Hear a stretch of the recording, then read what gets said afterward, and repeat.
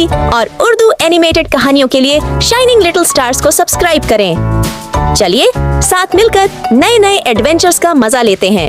एक गांव में रहमत नाम का एक ईमानदार किसान रहता था। वह अपनी मेहनत और ईमानदारी के कारण पूरे गांव में प्रसिद्ध था।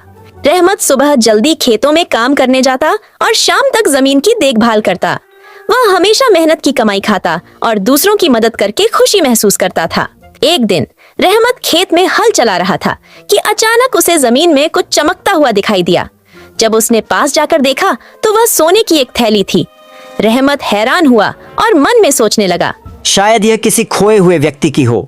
रहमत थैली लेकर सीधे गांव के चौधरी के पास पहुंचा, जो गांव के मामलों में ईमानदारी के लिए मशहूर था।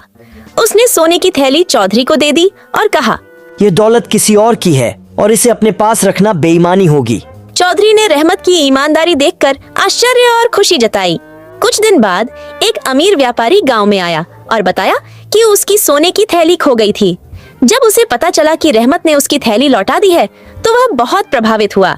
उसने रहमत को इनाम में कुछ पैसे देने की कोशिश की, लेकिन रहमत ने कहा, मैंने तो अपना फर्ज निभाया है।